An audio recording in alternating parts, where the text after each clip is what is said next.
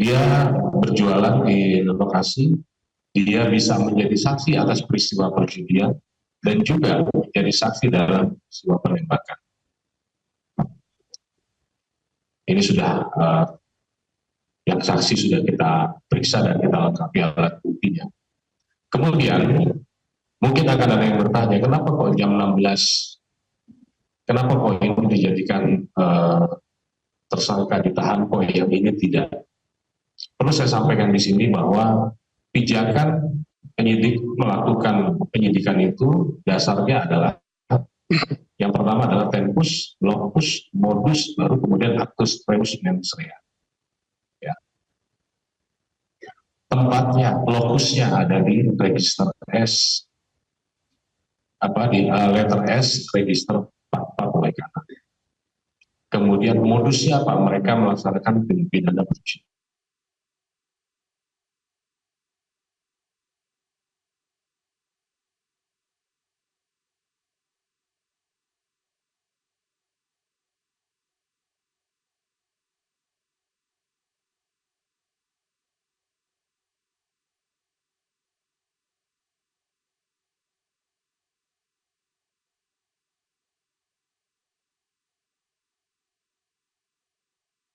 Perkara perjudian dan juga penembakan.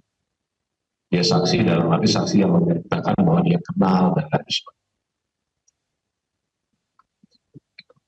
Dari updating ini kita sudah melakukan diskusi-diskusi dengan teman-teman dari Puspomat ya kemarin dan lain sebagainya, sehingga termasuk tadi malam kita juga running melakukan diskusi dan lain sebagainya, sehingga selanjutnya nanti akan disampaikan, akan dijelaskan oleh Pak Dan Puspomat teknis penanganannya. Mungkin ada yang bertanya-tanya, ya, kenapa kok belum dan lain sebagainya. Kita pahami bersama bahwa masing-masing punya standar operasional prosedur, masing-masing punya teknis dalam proses penyidikan dan lain sebagainya. Yang mungkin ini belum dipahami sehingga bisa dijelaskan. Kemudian yang berikutnya nanti begitu kita menunggu hasil lapor ya, kalau sudah keluar semua nanti kita akan melaksanakan gelar kembali bersama, kemudian berkas tersangka barang bukti ini kita akan limpahkan ke Angkatan Darat. Mungkin ini dari saya. Selanjutnya saya persilahkan Pak Dantus Pomat untuk bisa menyampaikan. Assalamualaikum warahmatullahi wabarakatuh.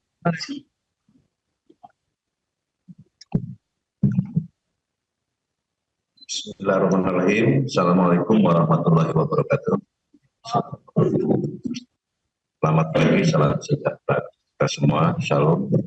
Om Swastiastu, Namo Buddhaya, salam kebajikan. Pertama-tama dalam presiden di sini, pimpinan TNI dalam hal ini adalah Bapak Panglima TNI maupun khususnya Bapak Kasat, menyampaikan rasa bela sungkawa yang sebesar-besarnya kepada institusi Polri, khususnya untuk keluarga korban AKP Anumerta Rusyanto, kemudian Aibda Anumerta Petrus Aprianto, dan Bribtu Anumerta Galib Suryagantana dalam kejadian gugurnya pada saat almarhum melaksanakan tugas tanggal 17 Maret 2025. Kemudian dalam proses penyidikan kami itu kita mengacu kepada acara pidana militer yang tertuang dalam Undang-Undang Nomor 31 Tahun 97 tentang Peradilan Militer. Berdasarkan berdasarkan pasal 99 ayat 1, penyidik yang mengetahui atau menerima laporan atau pengaduan tentang terjadinya suatu peristiwa yang patut diduga merupakan tindak pidana wajib segera melakukan tindakan penyidikan yang berulang. Nah, di sini yang kami ingin sampaikan titik tolak mekanisme dalam penyidikan kami. Mungkin bisa dibayangkan, nah inilah mekanisme kami dalam melaksanakan, jadi tidak serta-merta rekan-rekan sekalian. Dalam hal ini kami urut kejadian tanggal 17. Pada saat itu korban sedang melaksanakan tugas tanggal 17 melakukan penggerbekan judi. Kemudian terduga yang saat sekarang sudah menjadi tersangka itu menyerahkan diri pada tanggal 18 Maret 2025 yaitu Kopda B.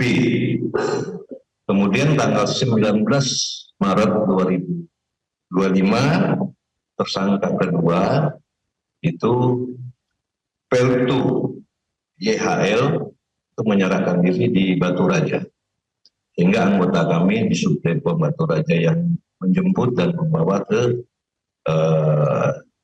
Denpom 23 lalu untuk segera diamankan. Kemudian pada hari dan tanggal yang sama, tanggal 18 maupun tanggal 19 Maret ini, Dandim selaku Angkum itu membuat surat penitipan terduga kepada Denpom untuk diamankan. Nah, pada tanggal 19 Maret, Denpom sudah mulai melakukan penyelidikan ke arah penyidikan, di mana kita menginterogasi, mencari alat dan bukti dalam kasus pidana ini.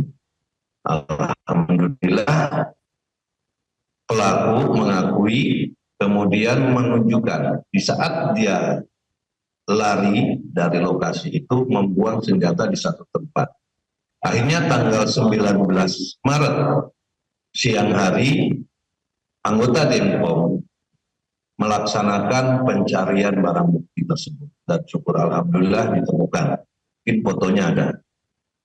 Nah, ditemukan di sini. Nah, setelah alat bukti dan barang bukti kami temukan dan hasil pemeriksaan tersangka mengakui perbuatannya, maka dan Denpom koordinasi kepada Polda maupun Polres untuk meminta pelaporan secara resmi ke kami dalam rangka untuk menentukan tersangka dan melakukan proses hukum lebih lanjut. Dan itu dilaksanakan pada tanggal 22 Maret 2025, anggota dari Polsek Negara Batin atas nama Aibda Wara Andani telah membuat laporan polisi kepada kami tentang laporan polisinya tentang tindak pidana penembakan terhadap 3 orang korban yang saat melaksanakan tugas. Kemudian Brigadir Polisi Rio Dael Agusto telah membuat surat laporan polisi yaitu tentang kasus perjudian yang diduga dilakukan oleh Peltu YHL. Tanggal 22 ini berdasarkan laporan polisi ini, maka penyidik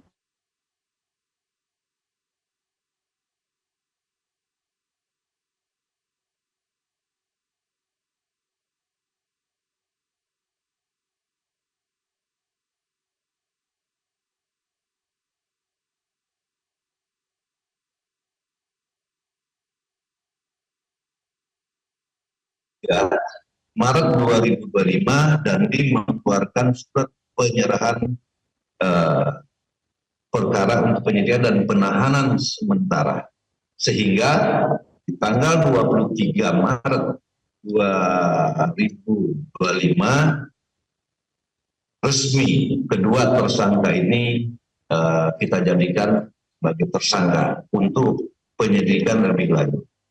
Kemudian setelah Denpom ataupun Pomdam 2 Sriwijaya menerima laporan tersebut, maka kami laporkan kepada Bapak Kasat, dan Bapak Kasat memerintahkan kami untuk menindaklanjuti, membentuk tim supervisi dan percepatan dalam penyidikan ini.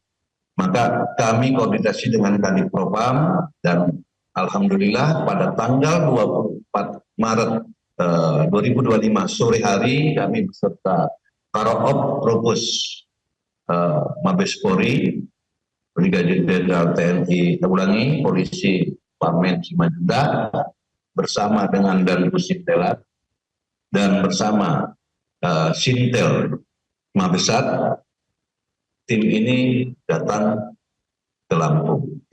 Kemudian malam hari kami membedah permasalahan apa saja, apa mungkin yang akan kita lakukan ke depan, sehingga di tanggal 25,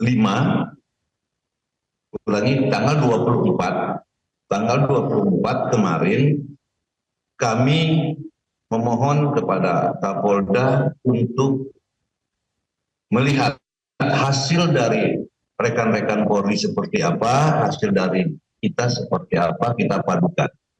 Karena ini ada kaitannya, mungkin Pak Kapolda ada kaitannya, kami memerlukan saksi polisi yang memang ada, termasuk yang dikatakan Bapak Kapolda, yaitu dua anggota Polri, termasuk salah satunya tersangka yang berinisial K. Kemudian satu masyarakat sipil gubernur, tetapi kami juga